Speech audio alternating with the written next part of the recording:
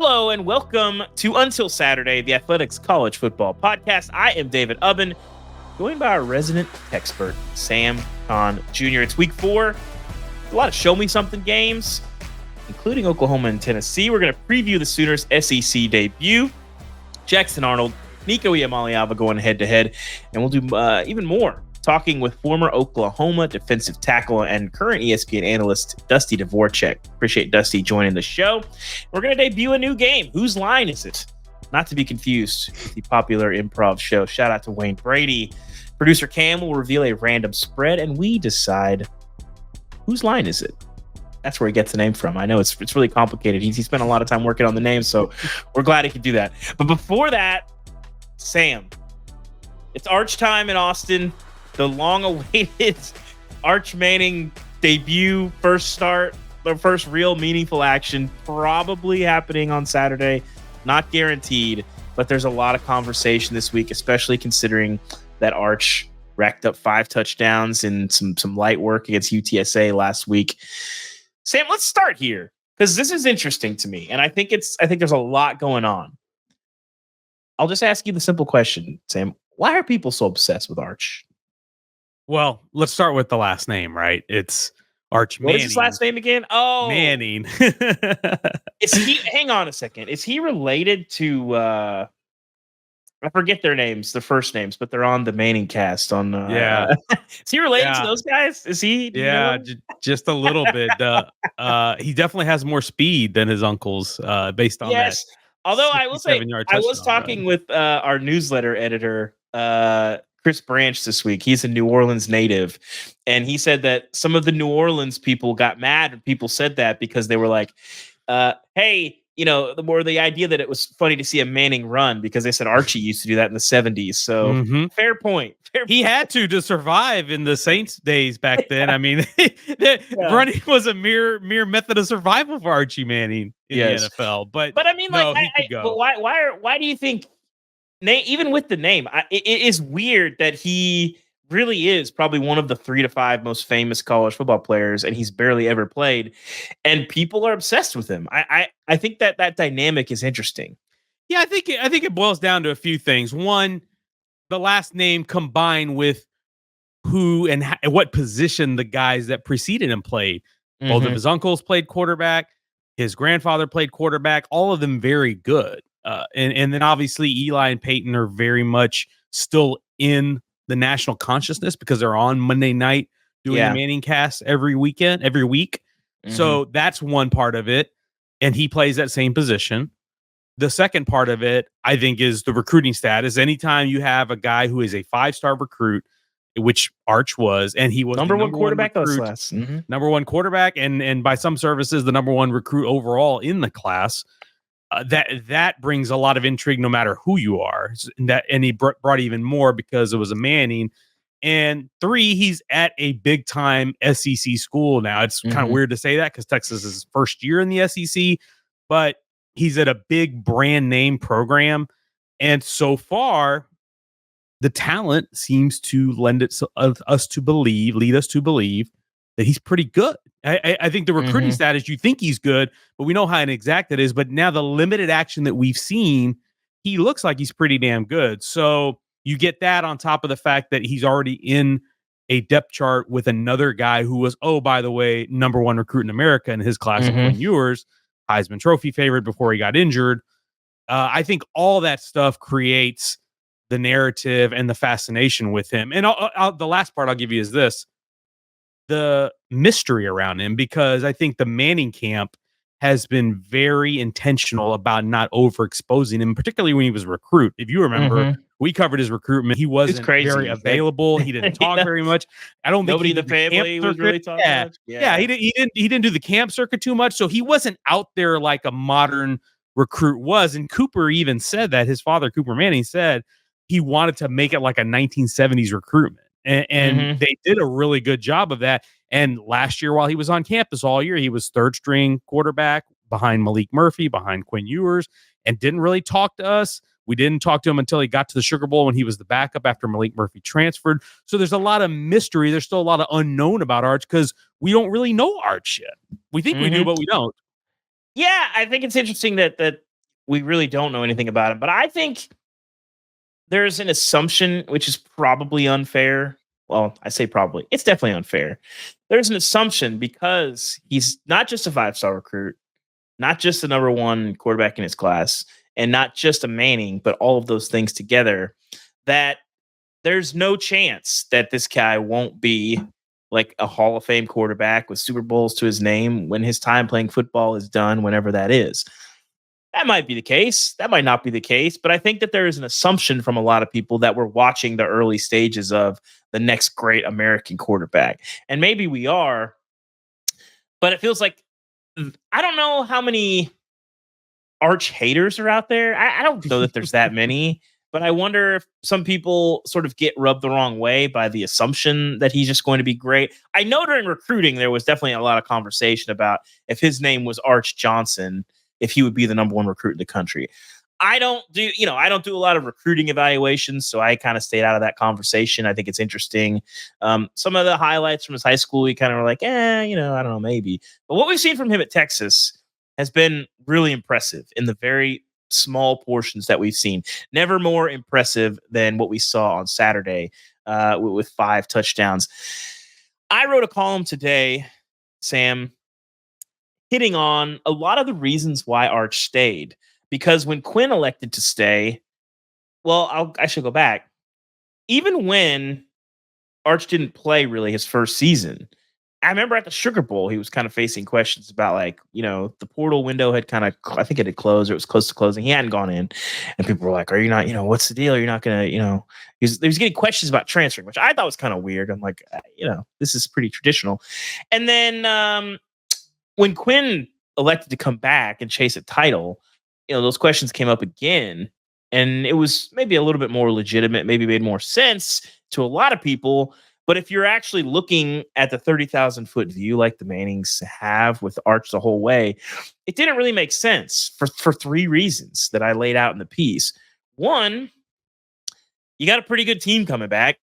Like you're still going to be in a really good program. Now you're the number one team in the country. So the faith that you had in Sark to build the program, continue the program off of last year's playoff has been rewarded. Texas is really good. They look like the best team in the country. We'll see. Whatever you want to say about Texas, they're clearly a national title contender. We'll see if they get there. 2, they don't really care about having the fastest route to the field. I think they recognize that it doesn't matter. And I think a lot of kids get really impatient, really antsy. And if you're great, you really are one good season away from being a first-round pick if you're a quarterback. And in Arch's case, he's given the benefit of the doubt on so many things that he's really one season away from people really buying into it. So it's like, well, that's pretty easy. And then 2, NIL is completely irrelevant here. He had the Panini deal. He did they call it, which was, I guess, charity. That was like a 6-figure deal that they gave to charity. And then the college football playoff deal, we don't know what he made for that. It was definitely more than $600. I feel confident about that. But he wasn't going to opt in. Then he opts in late with the video with Peyton and Eli, which was actually pretty well done. So NIL, which is a huge factor in transfer decisions, no matter how much people want to pretend it's not, is not really a factor with him. They're not really, he has the family background where he doesn't necessarily have to care about, hey, this guy's offering me $800,000 or $1 million to transfer. They're chasing that second NFL contract, which everybody sort of talks about, but nobody really acts about. So you add all those things together, he was never going to transfer. And I think this idea was pure fan fiction. So, Sam, did I miss anything? Do you think there's any other factors at play here that people are kind of overlooking with Arch and this idea that he needed to transfer, that he couldn't be patient and wait for Quinn and wait his turn? Oh, and then also I forgot, Quinn gets hurt. It's unfortunate. Like Quinn's missed multiple games at least through 2 seasons. We'll see how long this oblique keeps him out. They called him week to week. I don't like that term. Day to day is what I'd want to hear. Week to week, that makes you nervous. And they got a pretty easy schedule coming up, which we'll get into. But Sam, any other factors that you feel like might be at play here? I think I want to hone in the one you mentioned with the patience part is the development. Yeah, that's true too. This is going back to what I said about the recruitment and Cooper Manning and the Manning family's intention to treat this in an old school way. You know what quarterbacks used to do way back, even 20 years ago? they used to come to campus, they used to redshirt, they sat for 2 years, and then maybe as a redshirt sophomore or junior, then you're the starter. That's how it used to go. We have accelerated that timeline for myriad reasons. One, because quarterbacks are more ready coming out of high school to do it. Two, the pressure on coaches to play your top flight quarterback recruit, because if you don't and you don't win, then you're going to get fired. That's another factor in it. Well, at Texas, Steve Sarkisian's in a secure place. He just got a massive contract extension. Arch Manning has Quinn Ewers in front of him. And oh, by the way, if you watched him in his first semester a year and a half ago, when in that spring game when he played and he was a not good quarterback, not good. Arch looked like he was swimming, like he was trying to stay afloat, because going from playing at a private school in New Orleans against a markedly lower level of competition to going up against big, fast defenders and windows that close really quickly, it was a little bit much. And Archie even talked about it. David, you were there with him in the Sugar Bowl. He talked about how hard it was even adjusting to being alone in your dorm room, being the third string quarterback, sitting here trying to learn the playbook, getting yelled at by Sark and AJ Milwee every day. and I'm sure the yelling wasn't always nice words. That was an adjustment for him. And so often I think, and this is not just Arch specific, I think this is a college football thing. We try to fast forward everyone's development so quickly at the most difficult position in sports. And it often doesn't end well. I think about somebody like DJU, who at Clemson had all the success that very first year when he came in and subbed for Trevor Lawrence. And then the thing hasn't really gone quite as you would expect. Spencer Rattler, who was the 5-star recruit, had to transfer. Sometimes patience and development, I think, is the way to go. And I think the Mannings look at this as, hey, there's no need to rush. If Quinn leaves after the first year and then Arch starts, okay. But if not, then he's got time to ease himself in and develop and grow as a quarterback. And then fast forward a year and you look at the way he looks this year compared to the way he looked last year. He looked pretty good. He looks in command. He looks comfortable. He looks like he understands everything that's going on. It doesn't look like it's moving too fast for him anymore. And I think there's nothing wrong with that, but we just don't do it anymore. Even at the NFL level, we're starting rookie quarterbacks on day one. That boggles my mind that with all the money and resources and everything you have, that you have to start your rookie quarterback on day one. And we just saw Bryce Young get benched. I think that's an epidemic in the sport. And I think the Mannies have been really smart about being strategic with that. And oh, by the way, to your point about not wanting to leave, they spent 2 years in this recruiting process intensively, being very careful about where they chose to go. And one of the biggest reasons they chose Texas was to learn and develop under Sark. Why? Because Sark has worked with Matt Leinart. He's worked with Mac Jones, Tua Tagovailoa. He's worked with a laundry list, Jake Locker, a laundry list of big-time quarterbacks who have gone on to success in college football and been successful in the league. And they wanted to work with him and develop under him. And why would it make sense to leave after a year if that was your plan all along? You know, the interesting thing, too, about Arch, I didn't really get into this in the column. Sam, you've dealt with enough recruits. I've dealt with enough recruits, even college quarterbacks. There's a few of them definitely out there that I'll be kind and just say they're not my favorite people in the world sometimes. Like, there's some entitlement there. There's some like, all right, well, this interview can start after you finish kissing my feet. There's definitely a sense of that with a lot quarterback of dads. Quarterback dads, anybody, those guys exist. And I will put the caveat on what we said at the start, that we don't really know Arch that much. He hasn't really given us, he doesn't really do social. He hasn't given many interviews. At Texas, the availability to talk to him been few and far between. But I will say, you don't hear whispers about like, oh, he's detached. He's got a lot of reasons to be entitled. Like the way that he was brought up and that environment, that's a very unique experience. And I think that is very not like a lot of quarterbacks are brought up, for a lot of reasons that we've talked about. But I will say you don't hear that kind of stuff. And in the hour that he did media in the Sugar Bowl, which you have that now sort of infamous photo of like 50 reporters crowding around Arch and Quinn at the desk, like kind of looking behind him. We've discussed that on the show. We won't get into that now. But I will say, I was there for the full hour because you guys were working on Texas stories at the Sugar Bowl. I was working on more Washington-centric stuff, so I took Arch duty at Media Day. I was there for the full hour, just kind of sitting there listening to Arch, ask him a handful of questions. I did not sense any entitlement. Like he balances, hey, like I'm not gonna have this false humility and be like, "Aw, shucks, I just hope to complete a pass." Like he knows he's good, but like there's not really, like I said, an entitlement, a arrogance. So you could see like, oh, I could see how kids like would want to play with this guy, around this guy. And you kind of saw that in recruiting when he came there. They had a big recruiting bump after they added Arch to that class. So I think that's unique. But I think the one thing we needed to discuss, Sam, is at this point, and with the limited information that we have, how good do you feel like Arch is as a player? I think he's better than your average freshman quarterback. That's for sure. Yeah. You can tell just because the processing is quick.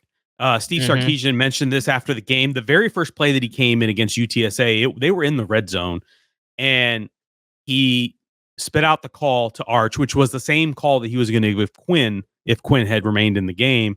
And he said, Arch was like, oh, yep, perfect. Let's do it. And he actually progressed to his third read on the play before he found DeAndre Moore for a touchdown pass.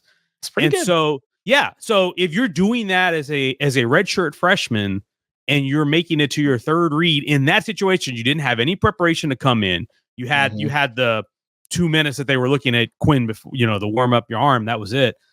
That's a tough situation to come in. Granted, the competition is not elite. It's UTSA. Texas is much better than them, but it's still not an easy situation in a college game, 100,000 people in the stands to do that. And I don't think, and someone asked Arch after the game, do you think last year, if you had been thrown into this exact situation, would you have performed like that? And he's like, probably not.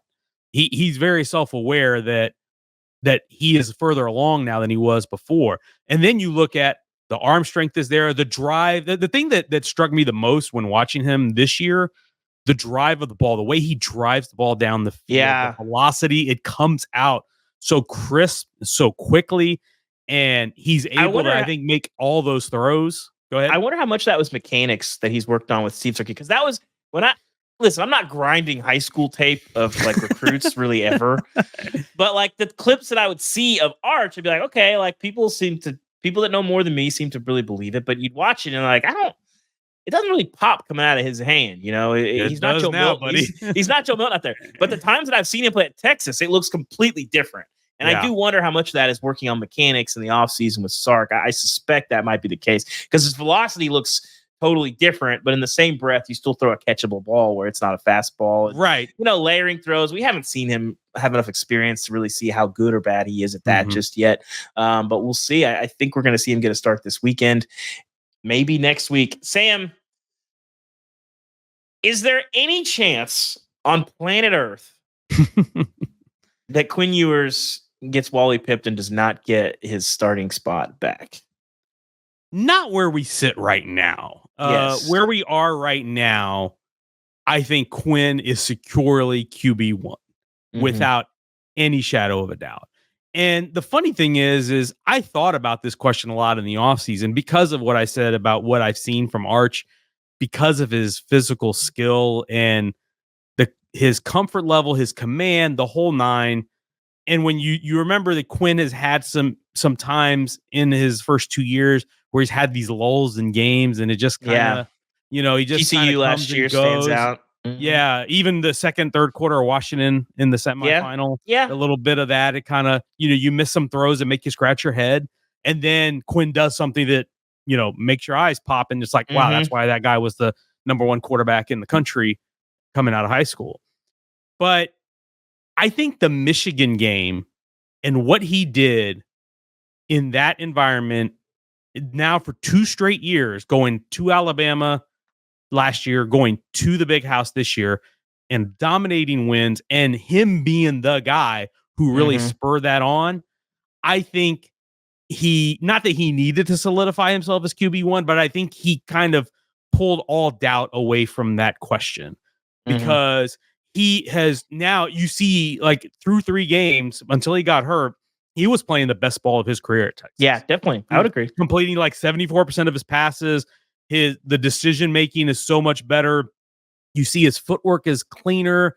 His mechanics are nice and clean. He's so much more consistent. He's growing into a leader now.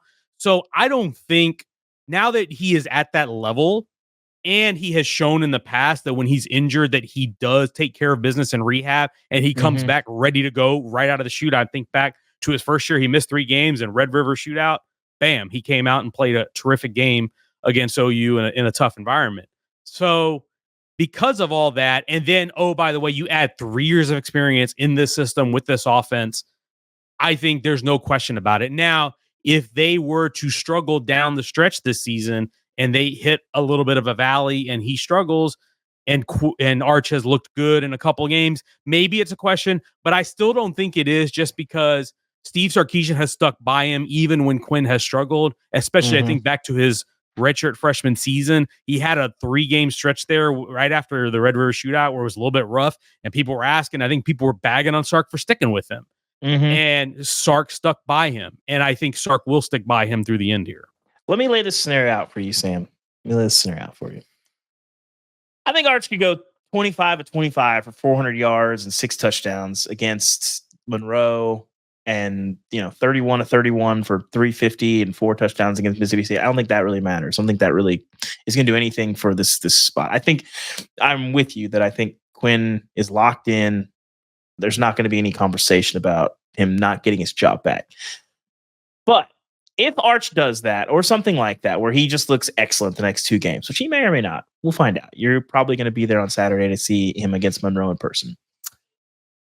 And it's 14-3 at halftime of Red River.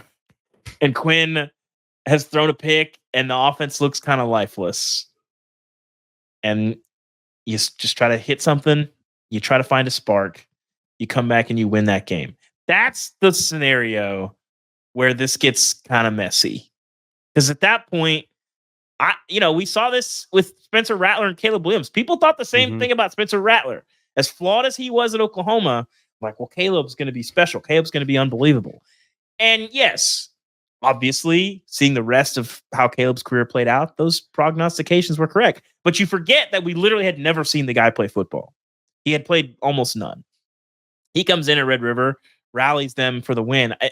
If there's a scenario where that happens, I think that's kind of the only scenario. I don't think your scenario where like Quinn kind of hits some lulls late season and then they just decide to turn back to him. I don't think it happens. I think it's like he's been hot and you feel like you got to press a button and do something at halftime, and then he comes in. Then Arch just kind of forced your hand a little bit through nothing of his own doing. So that's going to be the interesting part, I think, for me. We'll see how it plays out. It's going to be interesting. Do you think, as we look at Texas as a whole, I mean, this is quite a quarterback run that they've had. Malik Murphy was the backup last year. He's a starter at a P4 school, albeit Duke, but P4 is P4. Do you feel like it's an easier environment to develop in as a quarterback now, and with Sark's history working with quarterbacks? Well, it helps that there's stability there, right? Because you've got the same play caller in Sark, and you've got the same quarterbacks coach ever since Sark got there, AJ Milwee. So I think all that matters, and there's stability across. The offensive coordinator is still the same, Kyle Flood. So the guy working with Sark on the game plan and all that, and the run game coordinating, all that stuff. There's so much stability there. Jeff Banks has been there multiple years. Tashard Choice has been there multiple years. So all that synergy makes it a lot easier to be successful. You see some of the stories of quarterbacks who struggle. Part of it's because they've had 3 offensive coordinators in 4 years. And Texas hasn't had that. They had that stability. So I think that has made it a little bit easier. And I think it sounds weird to say, but I don't know that there is as much pressure on quarterbacks specifically at Texas as there would be at a place like OU, because OU has had this track record now of cranking out Heisman winners. Yeah. And I know that was mostly under Lincoln Riley, but Jackson Arnold comes in now with a ton of hype. and a tremendous pedigree. I saw him as a recruit in person. I thought he's a terrific player. But I do wonder if there's a little bit of kind of unspoken pressure there that because Texas kind of floundered in the wilderness for 13 years, maybe not as much of it is there. That sounds weird to say because it's Texas and there's always pressure at Texas, but I think that there hasn't been this track record of success that quarterbacks are trying to live up to in the recent past. Like Sam Ehlinger was pretty good. Hudson Card was okay, and then he transferred. Casey Thompson was okay, and then he transferred. But the last great Texas quarterback was Colt McCoy, and he left in 2009. We're just going to gloss over David Ash, aren't we? Tyrone Swoops. Yeah. Case McCoy. I will say, listen, if we're going to rank Texas quarterbacks, we have to start by ranking their nicknames. The 18-wheeler from Swoops, incredible nickname. Let's give credit where credit is due. That was a great nickname. Unfortunately, he's involved in one of the more lasting memes of internet history when he scored that touchdown against Notre Dame and Joe Test gave us the Texas back. I was in the back of the end zone at that game. Tyrone Swoops coming right at me for that touchdown play, and that was quite a moment. But Sam, we talked about how NIL has not been a factor really in Arch's situation, but I do think it's played a factor in helping Texas get off the mat and become a superpower. Not overnight, but they were good. Now they're flirting with joining. I mean, if they get to the playoff, get to the Final Four this year, they're flirting with kind of joining like Georgia, Alabama, Ohio State of like, hey, we're back on that tier, which I'm not even sure. I guess they were probably there under Mac, but there were years that they were kind of disappointing. I don't know that they were ever quite to that level. You know, some dynasties kind of came and went under them. Florida happened, while Mac had it going. USC was kind of right at the beginning of all that, kind of in the middle of that. But how much has NIL helped Texas become what Texas has tried to become and failed to become since Colt McCoy was on campus? I think it's helped a lot just because they have a ton of resources, and I think they have wisely utilized them. Chris Del Conte, their athletic director, a couple of years ago when he was at a speaking engagement, he said, NIL is our game, folks. And it's true. They have been very organized from day one in 2021 when this thing took off, leveraging not just their donors and their boosters, but professional relationships in engaging professional agencies, talent agencies that are out there utilizing those relationships. I think they announced a deal recently with a trading card company that will be for all their athletes. And so all that, you talk about the flash with the luxury cars at recruiting events, which a lot of programs have done. But I remember the very first year they had the NIL deal for the offensive linemen, which I think had a little bit of a hand in helping them get some elite offensive line recruits at the end of that cycle. And now when you talk about where that program has been and how it's gotten back to where it is, a lot of it is line of scrimmage. Is you got to have the big guys, the big humans, as Sark likes to say. And so that was part of it. And then keeping, not just attracting guys in the portal, but keeping guys on the roster, keeping guys from leaving, because trust me, there have been other programs that have tried to poach their players, but they have mostly been successful in keeping them at arm's length. So I think that's all played a very important role in this. It's not the thing, but it has been a huge factor in them being able to attract and retain that talent. Well, thanks, Sam. That concludes our necessary Arch discussion. We're going to go to break. When we come back, we're going to be with Dusty Dvoracek, current ESPN announcer, former Oklahoma defensive tackle, to help us talk about Oklahoma's SEC debut on Saturday, hosting a red-hot Tennessee team. But stick around, too, because when we're done with Dusty, Sam's going to come back. We're going to play Whose Line Is It? And maybe answer another Texas mailbag question.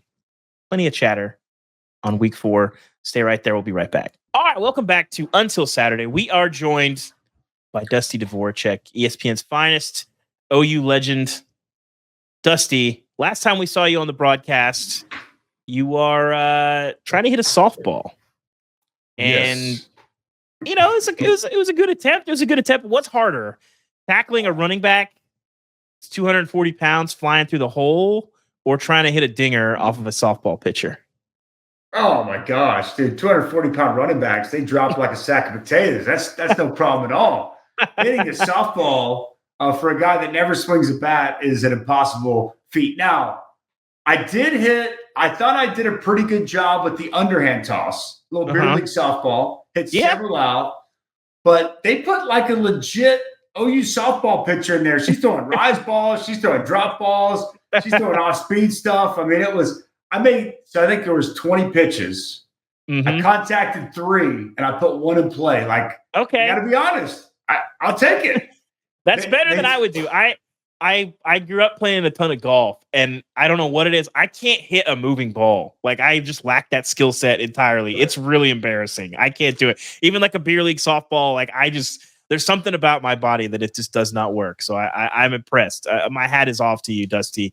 On the topic of tackling, Oklahoma, when you look at them through 3 weeks, some mixed results, offensively, some issues. What has stood out to you about the Sooners from what we've seen from them so far in 2024? I think their defense is good. We thought that coming in. They've got more depth on the defensive line. Adding Dominic Williams helps. Jaden Jackson's been a really impressive true freshman. R. Mason Thomas finally came on last week against Tulane. I thought he stepped up and played really well down the stretch. They need him to be a quality pass rusher, but you got a lot of depth at linebacker. Danny Stutzman, he is a dude. The guy's playing at a big time, All-American caliber level right now. And in the back end of the defense, you got some really good players at safety. Billy Bowman kind of highlights that. I like your front end players over at corner. Kanai Walker's been a really nice addition the last couple of years. And they added a guy, Des Malone, from San Diego State. So, like, the defense, I think you feel good about. Like, that's 10 takeaways so far on the season. They're doing a good job limiting, ball carriers. That's going to be a real key in this Tennessee matchup, which we'll get to. But they're going to have to stop Dylan Sampson and Tennessee from running the football and do it without overly extending themselves and bringing too many people in the box. And then offensively, which is what you really want to ask about. I mean, come on, just ask me about the offense. Just say it. Just say it. Is this offense broke? Because that's what everybody kind of wants to know. They've been really banged up. I don't want to make excuses, but I want to be real. They lost 5 starters from a year ago on the offensive line. And you go get a Branson Hickman from SMU, who's only played about 10 plays so far this season. You go get a Garen Hatchett from Washington, and now he's had surgery, and he's likely done for the season. Your right tackle, Jake Taylor's played about a total of a half in 3 games. You're mixing, matching, having guys in there. You got a redshirt freshman at center who's really your 4th, guy on your depth chart. You've got a left tackle you had to start last week as a redshirt freshman. He's probably not ready to play. So I think they're going to get some of those guys back this week. That's been part of the problem. Just so much inexperience and guys that really you're not ready to play these guys yet. Got a chance to get players at some point. So that's been a little bit of an issue. Wide receiver, similar. You lose Jaden Gibson in fall camp for the year. You lose Jalil Farouk in the first half of your first game for 4 to 6 weeks. You haven't seen Nick Anderson, who had 10 touchdown receptions as a freshman last year. So, 3 of your top 4 receivers have been absent so far. You're at least hopeful you can get Nick Anderson back this week. You can get Jalil Farouk at some point because they need someone besides Deion Burks. They just don't have the guys that can, really put fear into defense and stretch the field, which is kind of combining with their inabilities to run the football. And then lastly, Jackson Arnold, he's kind of been up and down. Yeah. He's been okay to this point, but I think that there's been opportunities that for whatever reason, he hasn't pulled the trigger, and they're trying to instill some confidence in him. Made some really nice plays with his legs last week. I think that'll continue to be something that they look to try to utilize as his athleticism and playmaking as a runner. But he's got a big-time arm, and I'd like to see more of that, more vertical throws, making the defense play back, play off, and really pushing the football down the field to create some explosive plays. So we haven't seen a lot of that so far this year. And, boy, Saturday night will be a timely time for Seth Luttrell and this offense to uncork some plays. Yeah, this is a compelling game just for football reasons. These are 2 really interesting teams. You've got, like I said, Jackson Arnold, Nico, 2 first-year starters that people are trying to – they have a lot of expectation. People are trying to find out if they're dudes. But the off-the-field stuff is obviously going to be a talking point. Josh Heupel, one of the favorite sons of Bob Stoops, wins the national championship with him. He wasn't like officially the coach in waiting, but I think there was definitely some designs there until there wasn't. That's what. Let me just stop real quick. I think that even as a former player and being around the program at the time, that was my expectation. Yeah. No one told me that. Yeah. I don't know if there was ever like a conversation, but like everyone just expected, like, I mean, Josh is producing Heisman Trophy winners. He's taking over the offense. He's naturally the next guy. I think that was the feeling former players and the fan base had around that entire situation. Mm-hmm. You know, I think it's hard to not take those things personally, but Josh has been pretty quiet about his time at Oklahoma. You know, I think certainly, you know, the way I think he would tell you that he would probably felt a little bit restricted by what he could do offensively in that 14 season, the way that season ended in the Russell Athletic Bowl, the Clemson game.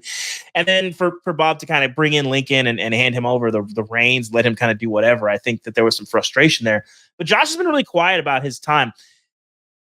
When you talk to people that obviously played with Josh and played under Josh and the people around the Oklahoma program, how is he viewed now?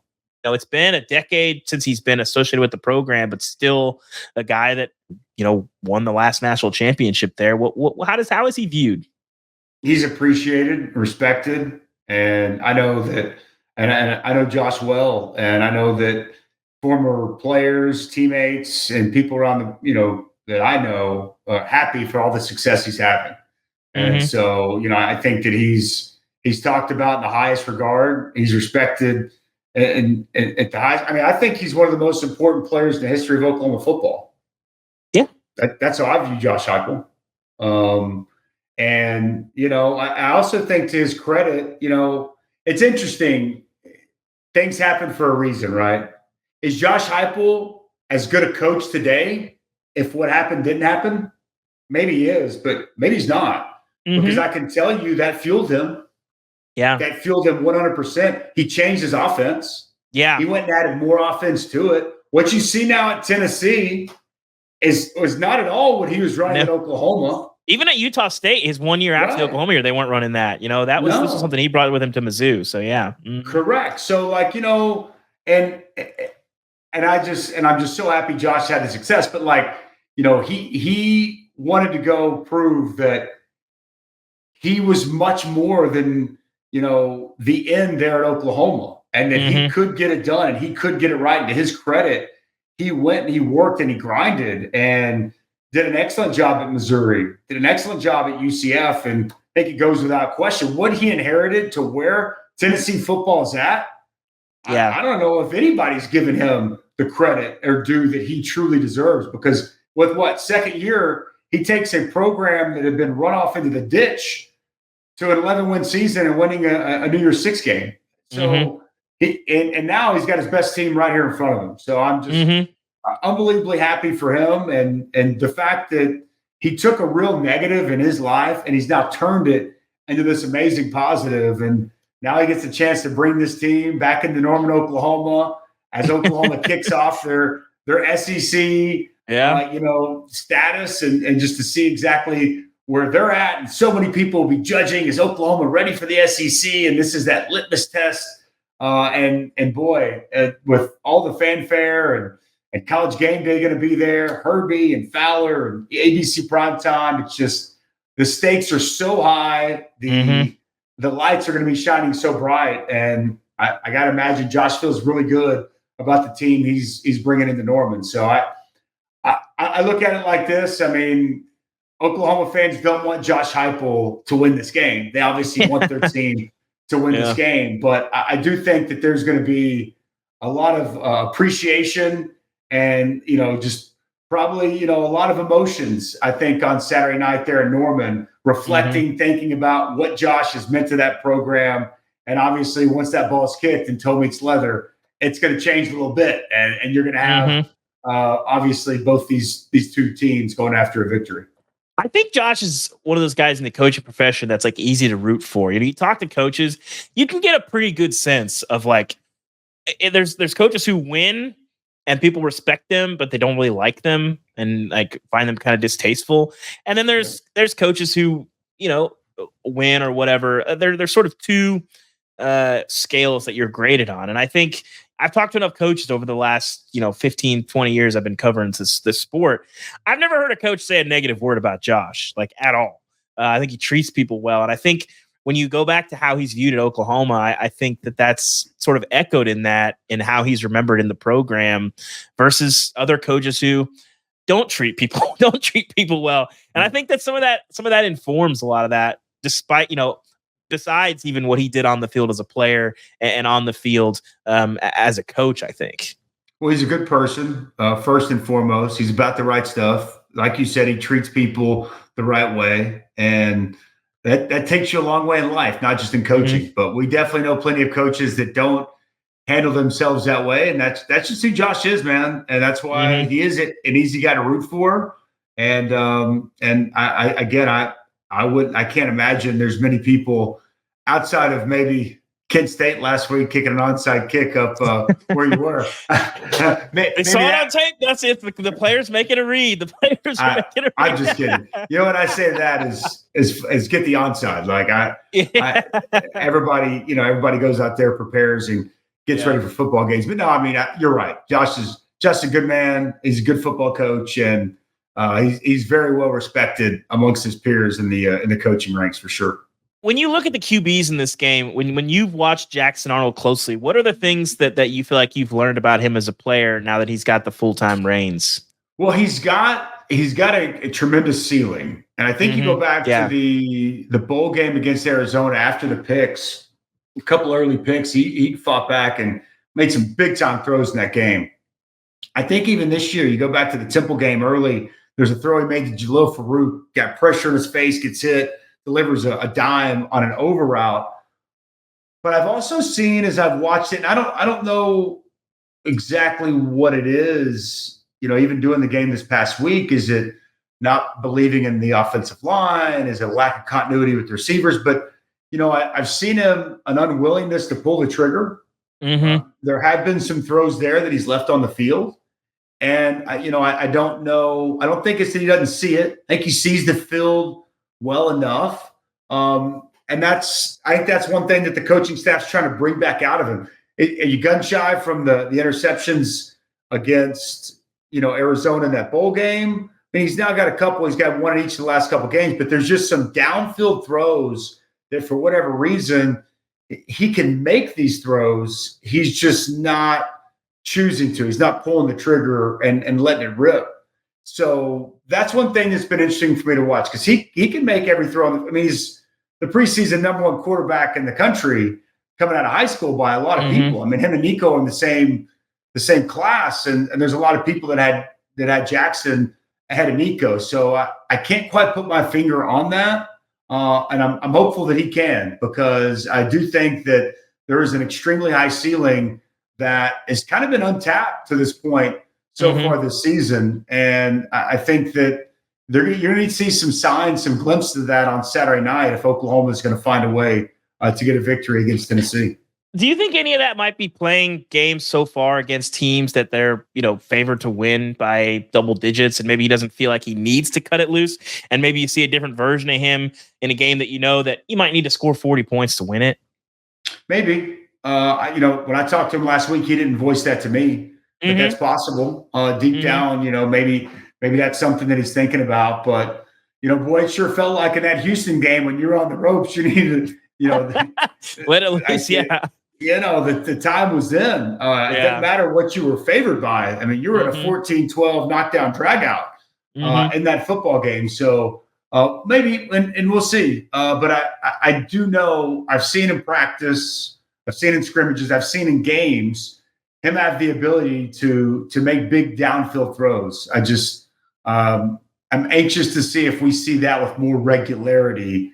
And I think, getting a guy like Nick Anderson, if he's able to come back this week, I think that's going to help him, because I got to imagine some of it is just confidence in who you're delivering the ball to. There's a difference when you got a 6'4", 215-pound receiver that you just trust. If I put it up, he's going to go get it.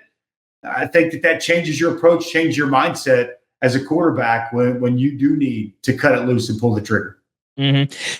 Especially in Oklahoma, there's so much expectation on quarterbacks because they've seen so much great quarterback play for so long, and everybody wants every quarterback that straps that helmet on to just be Sam Bradford day one. What have you made of the conversation around Jackson and some of the criticism of what we've seen from him, through 3 games? Hey man, this is the nature of the beast. This is Oklahoma. I mean, you mentioned Sam Bradford. I mean, it's Jason White. It's Sam Bradford. The recent quarterback play that's been here with Baker Mayfield, with Kyler Murray, with Jalen Hurts, even Dylan Gabriel and what he was able to do last season. I mean, there's a high bar and high expectation, but that's why Jackson Arnold or anyone comes to Oklahoma. You embrace that. Like, you should know what you're getting yourself into when you step foot on campus. So fans are crazy. If you're not lighting it on fire, as well as I do, David, you've been doing this long enough. Like, all any fan wants to talk about is the backup quarterback or who should be coming in next. And I think that he's handled it all very well. I think that Oklahoma is no different than any major college football program. There's high expectations, especially though, given the last 25-year run of success at that particular position at the University of Oklahoma. There is a high bar. And if you're not living up to that, those expectations, living up to that standard, well, everyone's going to be freaking out. So I think he's handled it the best that he possibly can. And I think it's imperative that he doesn't allow that noise to affect his confidence or affect what he's doing out there on the field. Because, that's not just for Jackson, but that's for a lot of college football players now. Like with social media, it can get loud. Fortunately, I played in the dark ages. I played in the early 2000s where there was no social media. But you could feel it then when I was a player. I remember my last year in 2005, we lose to TCU in the opener in Norman, and we had just got back-to-back national championships, and we're getting booed. And Rhett Bomar is a freshman quarterback, and he was kind of like Jackson. He was like number 1 quarterback, 5-star, and he was supposed to be able to do all these things. And there was this expectation to be great immediately, and you can feel the pressure. It's just a different kind of pressure now than it was then. And I think to my knowledge and based off what I've seen and my interaction with him, he's done a good job not allowing that to affect him. But I think that's a struggle for not just Jackson Arnold, but players all across the country. Well, Dusty, finally, before we let you go, what's the blueprint to an OU? OU doesn't get a lot of chances to play spoiler, have upsets. What's the road to an OU upset on Saturday? How about this? This is the last time. This is the first time Oklahoma's been an underdog at home of 7 or more points since 1998. Which that's the John Blake year, was it not? That was the final year of the John Blake era. The year they did not speak of at Oklahoma. Which was rock bottom. Yeah. Which is when Josh Heupel and Bob Stoops came in 1999 and flipped the script. Yeah. So, what we're seeing is not unprecedented, but it's been 25 years since we've seen a home dog like this for Oklahoma. I think it's the biggest spread I think I saw since 1978 of a ranked Oklahoma team they're this big of a home underdog is a ranked team. So there's some interesting numbers going on here. But again, I'll just say this: I get it. I think Tennessee should be favored. I think Tennessee's earned that. I think that they coming in have proven to be the more complete team. I don't want to just say what's the recipe for an Oklahoma win. I think that one of the biggest things that I'm looking for in this game is, can Oklahoma defensively, can they limit and slow down Tennessee's rushing attack? And can they do it without overexposing themselves on the back end? That to me is going to be the biggest question mark I have, because I think the thing that isn't talked about enough with Tennessee is the rushing attack. Dylan Sampson's got 300-yard games. He's got 9 touchdowns on the ground. They are averaging, I believe, David, you know better than me, 7-ish yards a carry as a team. As a team. I think Dylan Sampson and Nico as a runner.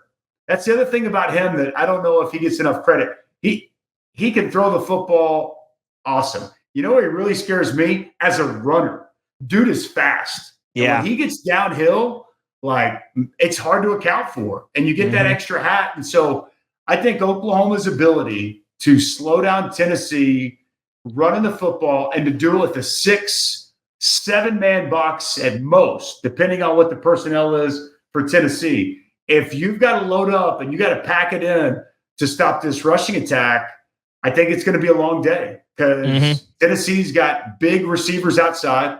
They got two guys that go 6'4 plus. Brew McCoy's every bit of 6'3", 220. You got Squirrel in there in the slot who just finds a way to get open. Like you don't have the luxury, I think, to bring that extra hat down. You've got to keep guys over the top and limit these explosives.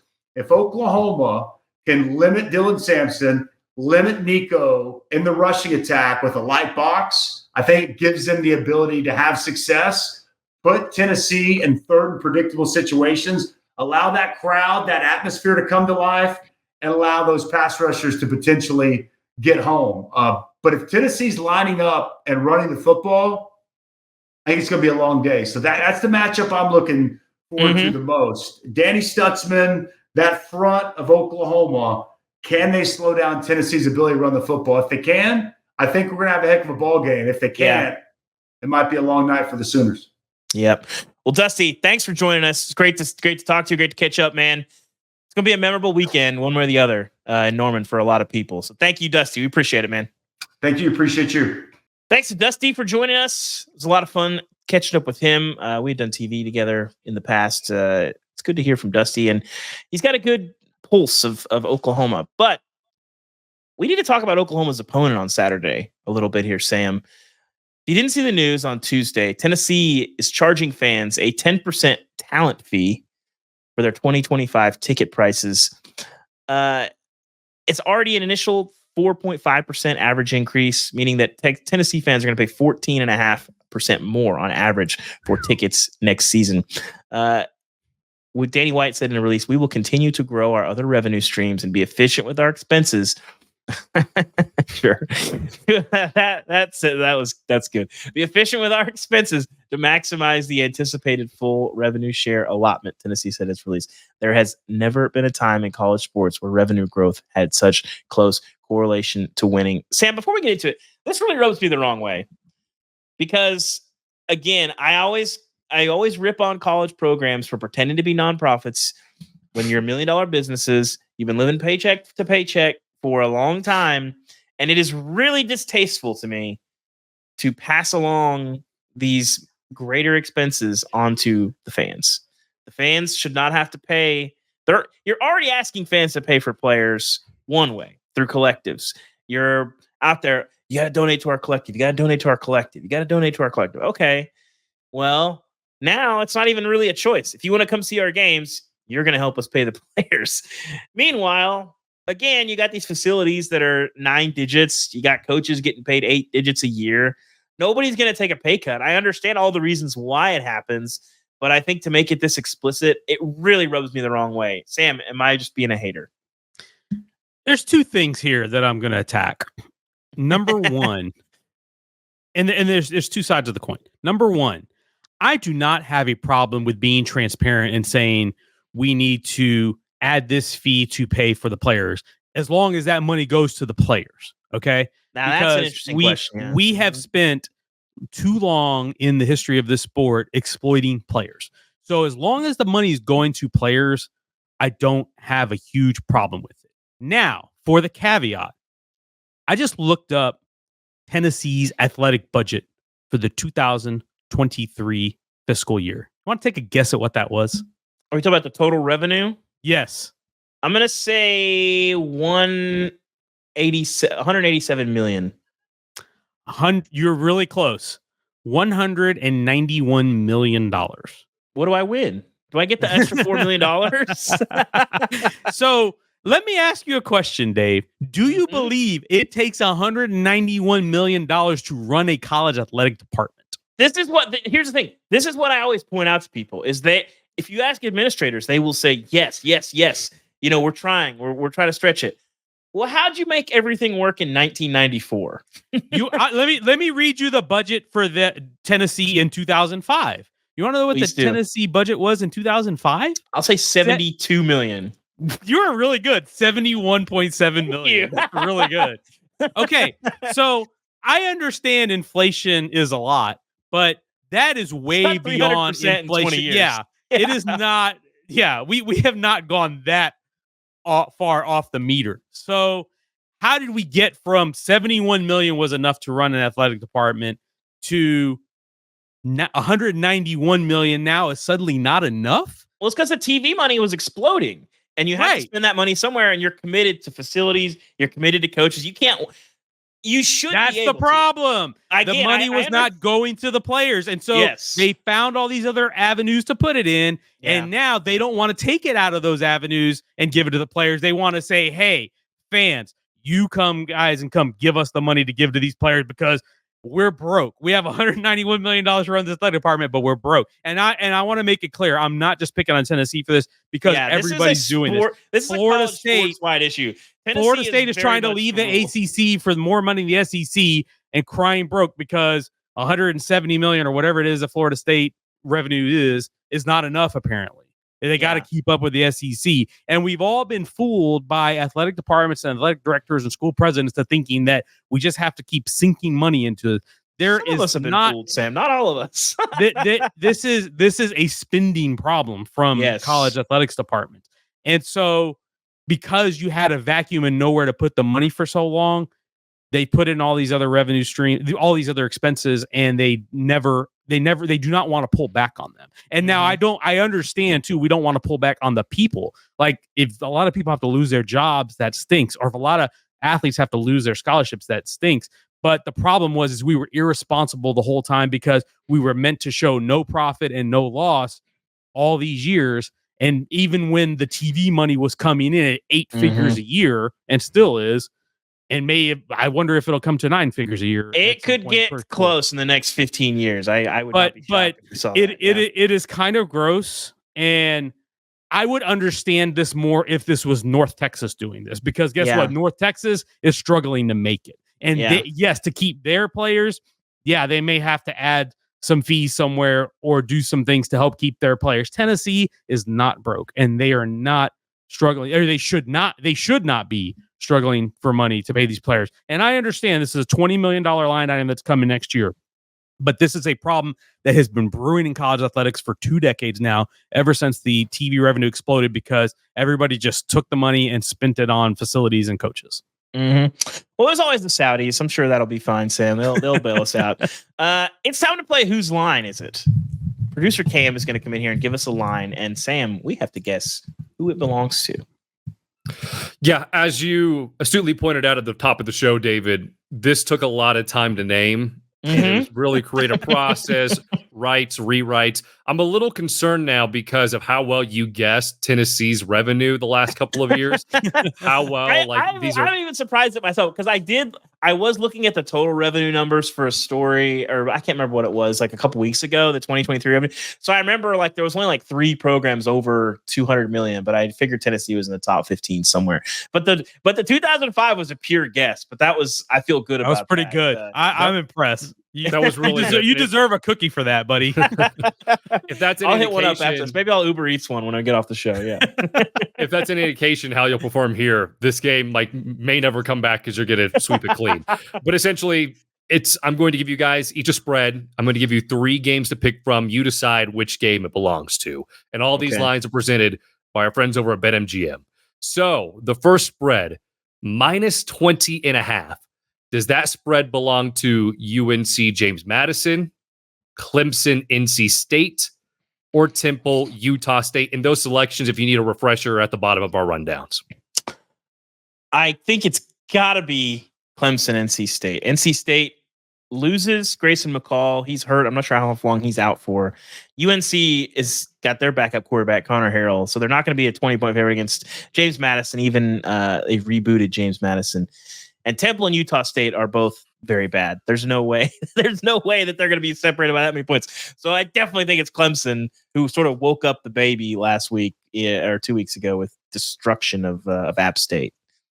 Sam? I'm going to agree with David. I think it's Clemson, NC State. That is correct. It is Clemson, Boom. NC State. Clemson favored by 20.5 points at home. Guys, NC State. I think I take Doran in there. I think I take him. The NC State coming into the season as one of the most they were an AP top 25 team. Manny Navarro was really interested in them this season as a dark horse. David, you kind of cast your doubts about this team. Mm-hmm. It's interesting to see how precipitously they've fallen from potentially a dark horse in the conference to where they are now being a 20-point underdog. I don't think they're going to be able to score, but I think they can maybe slow down Clemson enough where it could be like a 31-17, maybe a 31-13 kind of game. I like the Wolfpack there. What do we got next? Next game, +6. Does that belong to Michigan versus USC, Auburn, Arkansas, or Texas Tech, Arizona State? I think Sam, for I'll let you Michigan, guess USC, first. Michigan, USC, this feels a little bit. I don't feel that feels like it's big enough. I think USC is probably favored by a little bit more in this game. This smells like a Big 12 line. This smells like a Texas Tech +6 at Arizona State. Yeah, Auburn, Arkansas seems like probably a coin flip or at least a field goal or under. Yeah, I feel like USC. I feel like Vegas is buying on USC, so I think I will go with Arizona State. Well, no, because Texas Tech looked pretty good last week. I think I'm going to say Michigan, USC. I'm going to say Michigan +6 against USC. David, that is correct. Yeah, That's now twice where Michigan is a dog at the Big House. I know USC and Miller Moss has gained a lot of steam, but is this some disrespect towards the Wolverine, or have we seen enough in the first 3 weeks to make us go, I think it's an appropriate amount of respect. They're not going to be able to score. They're not even with Alex Orji, who's sliding in as QB1 this week. No, because I think my concern with the Orji is either you're not going to let him be him. Like, you got to make him into a true dual threat. Like, let the guy throw it and use his legs. But I fear that they're either going to like turn him into a pocket passer and take away the thing that makes him great, or just they still don't trust him to throw the ball. And now you're running an offense from like 1940, which, you know, they're going to get eaten up by USC this week. So I just looked it up. So Texas Tech is at home against Arizona State. So I got that part wrong. And Texas Tech is favored in this game by 3. What? I am surprised by that. That if 3-0 Arizona State is a dog. I think that's a trap. Texas Tech. Listen, North Texas.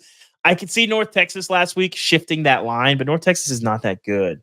But they were scoring at will. They could have scored like 100 in that game. So no. Arizona State. I think Arizona State wins that outright. Give me the Sun Devils for sure. We may have to dig into that deeper on our Thursday pick'em show, David, with Damian and Chris. But real quick, just to get your thoughts, Sam, on Texas Tech so far. I know David alluded to a beating Northern Texas, but really struggled against Washington State.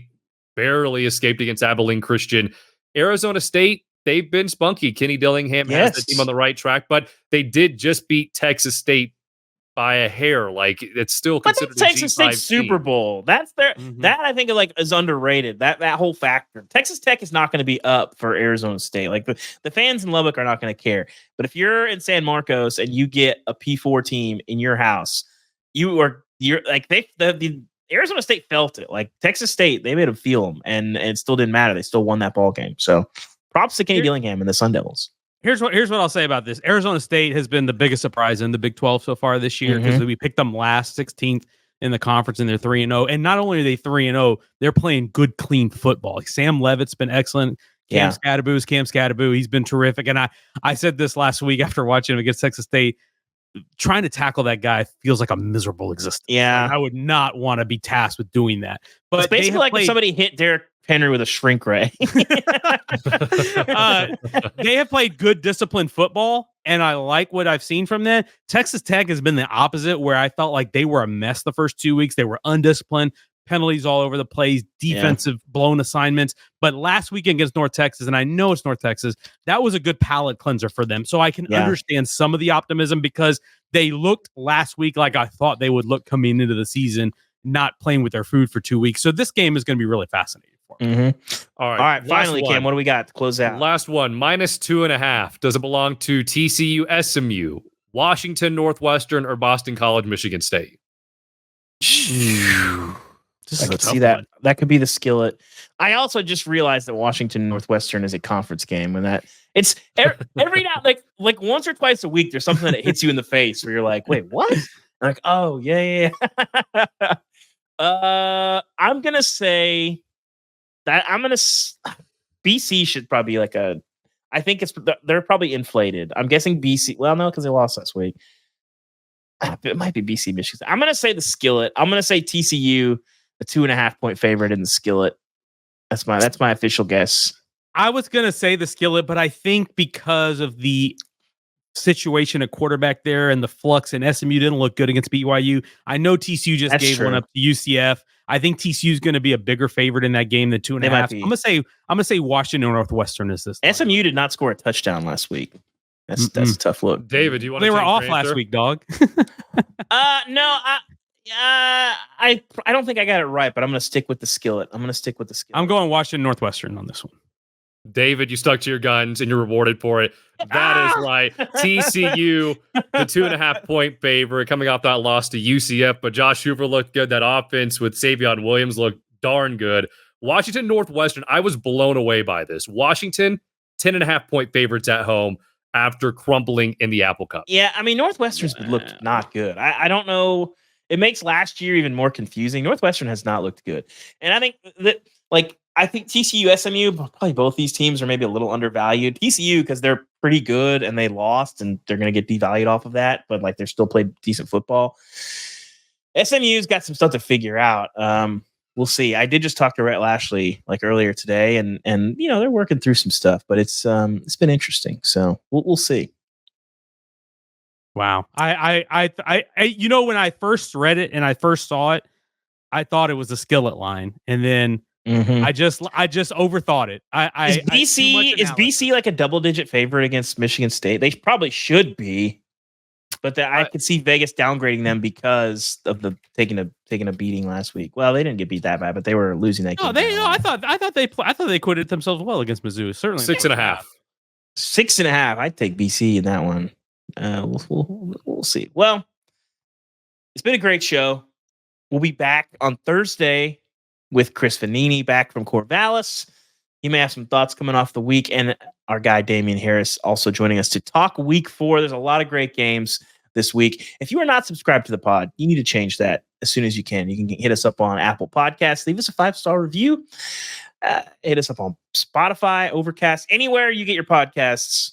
We are going to be there, and that includes YouTube, where you can see our smiling faces, and you can see Sam react when I show my wizardry and guessing budget numbers from 2005. Listen, we're the only podcast that's giving you just strong financial analysis of SEC football. That's what we're here for. Anyway, subscribe to us on YouTube. We're getting close to that 10,000 figure. It's great to see all of you guys piling in there, and we always do some interesting stuff and break out parts of the show and maybe some bonus material before too long. But for Sam Kahn, for Dusty Dvoracek, I am David Ubben. This has been Until Saturday, the Athletics College Football Podcast. Thanks for tuning in. We'll see you Thursday. And make sure to bring back the turnover chain. Thanks again, guys.